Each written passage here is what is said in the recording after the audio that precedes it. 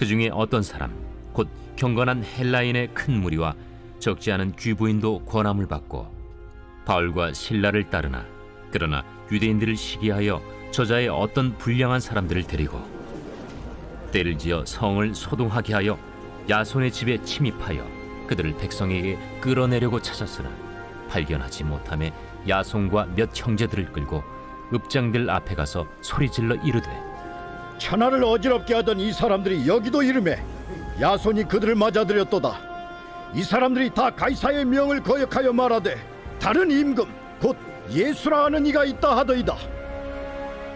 무리와 읍장들이 이 말을 듣고 소동하여 야손과 그 나머지 사람들에게 보석금을 받고 놓아주니라. 밤에 형제들이 곧 바울과 실라를 베레아로 보내니 그들이 이르러 유대인의 회당에 들어가니라. 베레아에 있는 사람들은 데살로니가에 있는 사람들보다 더 너그러워서 간절한 마음으로 말씀을 받고 이것이 그러한가 하여 날마다 성경을 상고하므로 그 중에 믿는 사람이 많고 또 헬라의 귀부인과 남자가 적지 아니하나, 데살로니가에 있는 유대인들은 바울이 하나님의 말씀을 베레아에서도 전하는 줄을 알고 거기도 가서 무리를 움직여 소동하게 하거늘 형제들이 곧 바울을 내보내어 바다까지 가게 하되 실라와 디모데는 아직 거기에 머물더라. 바울을 인도하는 사람들이 그를 데리고 아덴까지 이르러 그에게서 실라와 디모데를 자기에게로 속히 오게 하라는 명령을 받고 떠나니라. 샬롬, 여러분 반갑습니다. 오늘도 큐티로 여는 기막힌 하루입니다. 이 시간 우리에게 허락하신 본문은 사도행전 17장 4절부터 15절 말씀이고요. 제목은 간절한 마음으로입니다. 오늘 제목이 간절한 마음으로입니다. 본문에 등장하는 사도들의 모습이야말로 복음을 전하기 위해 간절한 마음으로 교회를 이루어가고 있는 모습을 보여주고 있는 것 같습니다. 사도들의 간절한 마음이 복음을 듣는 사람들에게도 똑같이 나타날까요? 본문에서는 어떤 반응들을 보여주고 있는지 묵상하며 저와 여러분에게는 언제 간절한 마음이 생기는지 말씀 앞에서 나를 비춰보고 살피는 시간이 되시기를 바랍니다. 첫 번째로 간절한 마음으로 복음을 전하지만 시기와 다툼이 일어나기도 합니다. 4절과 5절입니다. 그 중에 어떤 사람 곧 경건한 헬라인의 큰 무리와 적지 않은 기부인도 권함을 받고 바울과 실라를 따르나, 그러나 유대인들은 시기하여 저자의 어떤 불량한 사람들을 데리고 때를 지어 성을 소동하게 하여 야손의 집에 침입하여 그들을 백성에게 끌어내려고 찾았으나. 아멘. 바울과 실라가 활발하게 복음을 전하고 있는 시간이 계속 이어지고 있습니다. 복음의 확장은 파도처럼 이방인을 넘고 또 넘고 있어요. 경건한 헬라인의 큰 무리에게도 말씀이 들렸습니다. 여기에서 경건한 헬라인이란 헬라인이면서도 유대교를 받아들이고 유대인과 같은 삶을 살기로 작정한 사람들을 가리켜요. 또한 적지 않은 기부인들이 바울과 실라가 전하는 복음을 듣고 예수 그리스도를 믿어 사도들을 따르기로 합니다. 그러나 정통 유대인이라고 하는 유대교인들이 이 모습을 보고 시기심이 올라왔습니다. 이들의 시기심은 불량한 사람들을 모아서 그룹을 만들어 바울과 실라가 복음을 전하고 있는 시간을 틈타 소동을 일으키며 급기야 폭력을 행사했습니다. 본문에 등장하는 불량한 사람들은 폭력배를 가리킵니다. 많은 사람들이 지켜보는 가운데서 바울과 실라에게 폭력을 행사하려고 했던 것이죠. 그런데 이 폭력이 어딘지 익숙합니다. 유대인들이 예수님을 십자가에 못 박았을 때의 분위기와 매우 흡사해요. 이미 유대인들은 똑같은 방법으로 군중들을 선동해서 예수님을 십자가에 못 박았던 사람들입니다. 이번에는 예수님의 제자가 되는 바울과 실라를 다시 그 방법으로 폭력배들을 데리고 와서 성에 소동을 일으켜 시민들을 충동질하고 흥분하게 하므로 그 힘을 사용하여 바울과 신라를 해치려고 했습니다. 이들은 바울과 신라를 끌어내기 위해 머물고 있던 야손의 집에 침입을 합니다. 바울과 신라가 보이지 않자 이번에는 야손과 그의 형제들을 끌고 읍장들 앞에 가서 소리를 지르며 천하를 어지럽게 하는 사람들이 여기 있다고 고발을 해요. 특히 로마의 황제 가이사의 명을 거역하여 다른 임금 예수를 전하고 있다는 무서운 반역죄를 덮어 씌우며 고발을 합니다. 이건 역시 예수님을 못 박았을 때의 모습과 같습니다. 로마의 법정에서 로마 황제가 있는데 다른 임금 예수를 증거한다는 것은 반역죄에 해당하여 그대로 사형 집행감입니다. 거기에 모여있던 무리들은 유대인들의 고발에 큰 소동이 일어나요. 그야말로 반역죄인이 자신들의 눈앞에 있는 것을 보고 있잖아요. 로마의 읍장들은 사실을 알아볼 생각도 하지 않은 채 유대인들이 선동하고 충동하는 말에 그대로 반응하며 야손과 그의 형제들, 즉 예수님을 영접한 사람들에게 보석금을 받고 놓아주었습니다. 보석금뿐만 아니라 이런 일을 다시는 만들지 말라는 협박도 했을 겁니다. 이 사건으로 바울과 신라는 데살로니가를 떠나게 됩니다. 그로부터 바울은 데살로니가 서신을 통해 한 번, 두 번 너희에게 가고 싶었지만 사단이 우리를 막았다는 표현을 했습니다.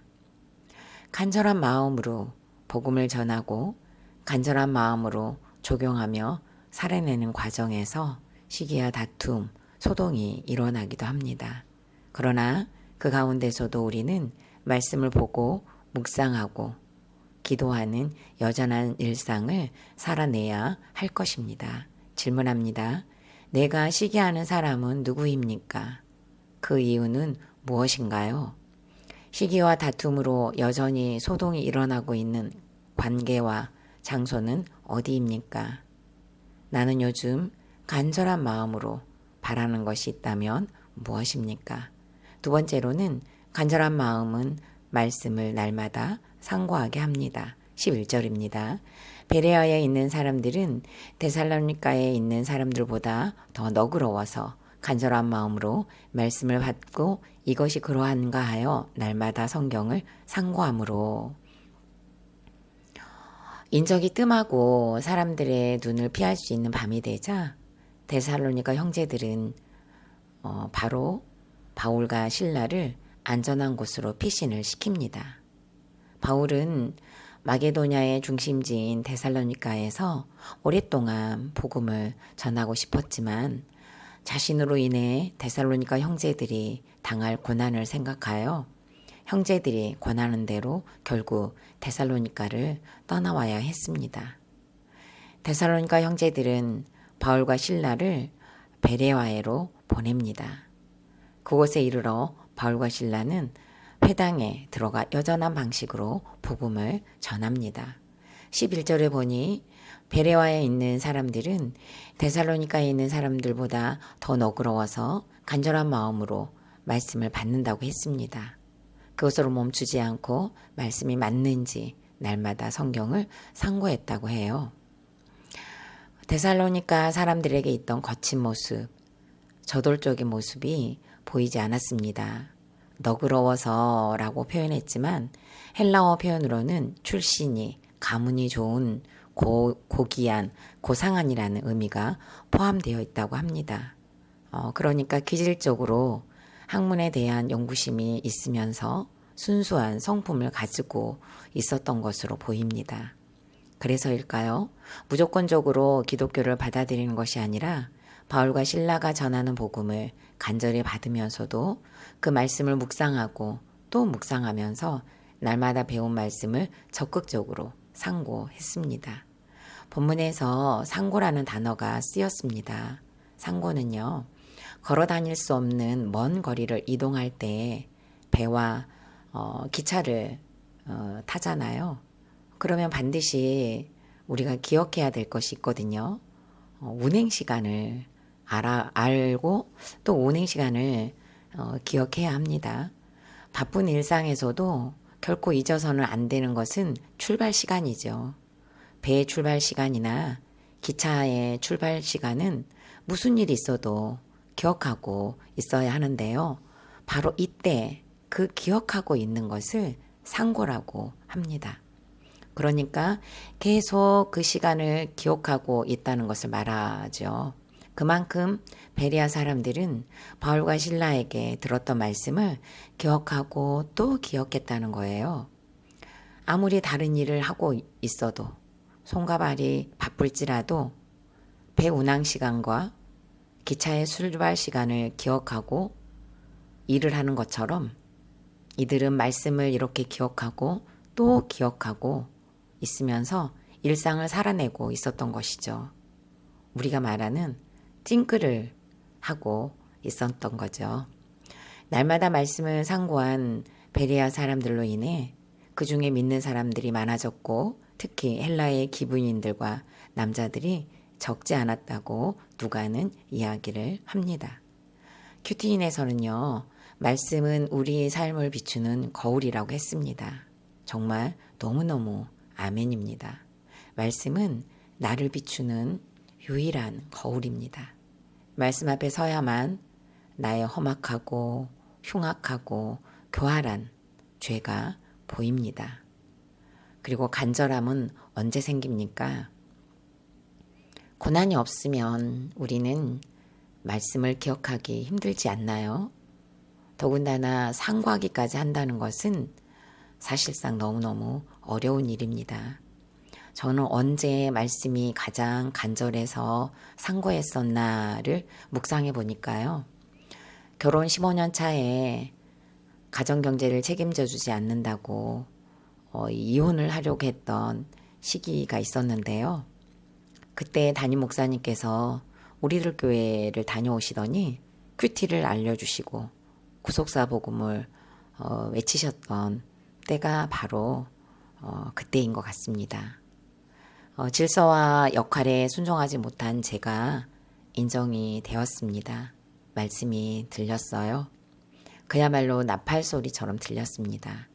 상고한다는 것이 무엇인지를 큐티 묵상을 통해 구체적으로 배우게 된 것이죠. 그리고 2019년 5월에 만성 신부전을 앓고 계시던 그리고 그 다음 해에 투석을 하게 되신 친정엄마와 함께 사는 때였습니다. 잊고 살았던 어린 시절의 기억들이 생각나서 힘든 시간이었습니다. 그러다 코로나가 왔었죠. 현장으로 모이지 못하는 교육자들은 날마다 큐티를 묵상하고 공유하기로 했었는데요. 그 당시 잠을 안 자고 씨름할 정도로 묵상하고 또 묵상했던 기억이 있습니다.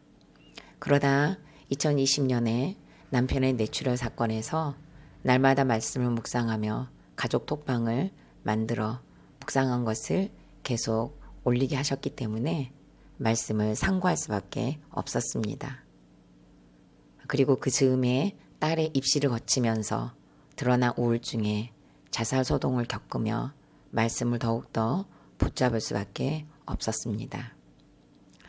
남편의 뇌출혈 때문에 남동생네로 가셨던 친정어머니가 다시 돌아오시면서 환자가 셋이다 보니 말씀을 보지 않으면 살 수 없는 환경이었고 그리고 오늘까지네요.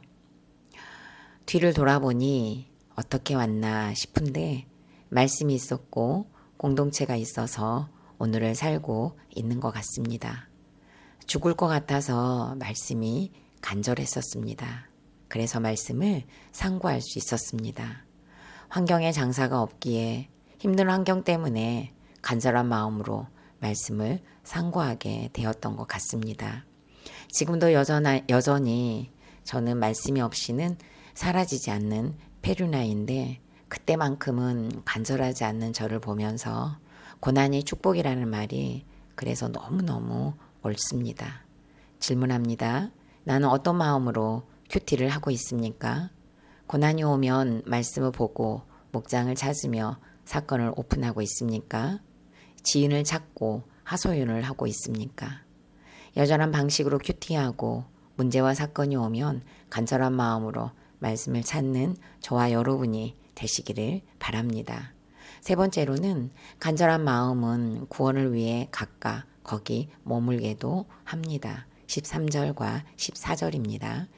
데살로니가에 있는 유대인들은 바울이 하나님의 말씀을 베레아에서도 전하는 줄을 알고 거기도 가서 무리를 움직여 소동하게 하거늘 형제들이 곧 바울을 내보내어 바다까지 가게 하되 실라와 디모데는 아직 거기 머물더라. 세상에나 데살로니가 사람들이 바울과 실라가 베레아에서 복음을 전하는 줄을 알고 쫓아옵니다. 데살로니가 사람들이 참 여전해요. 똑같은 방법으로 베레아에서도 무리를 움직여서 소동을 일으키네요.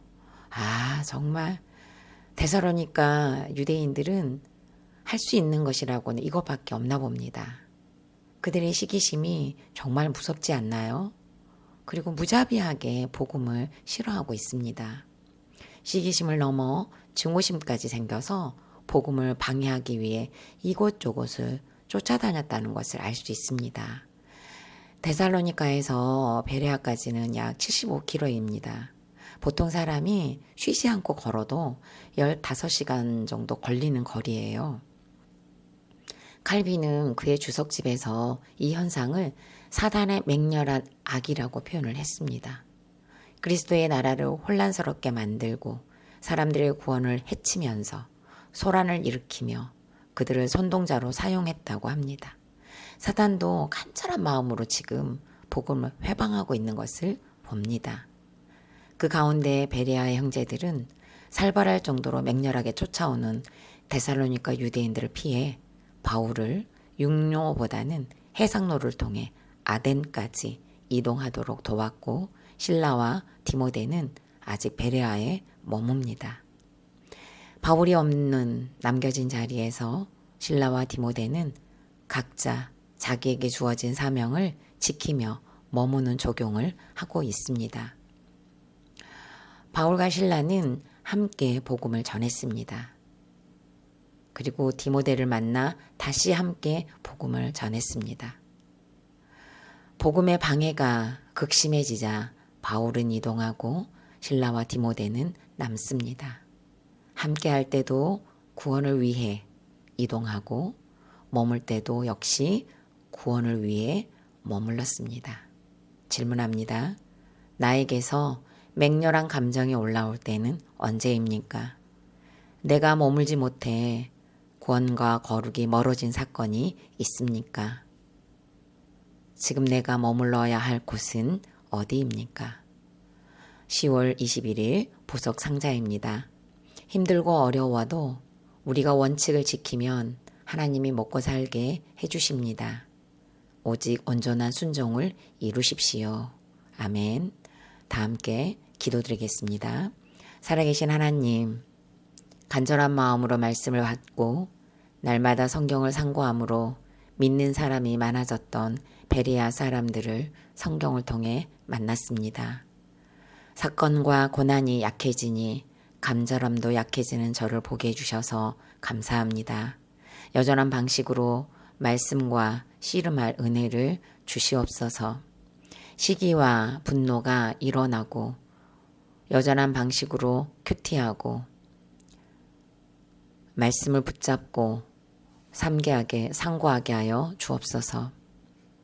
구원과 거룩을 위해 각자의 자리와 환경에 머물며 때가 찰 때까지 인내할 힘도 우리에게 허락하여 주옵소서.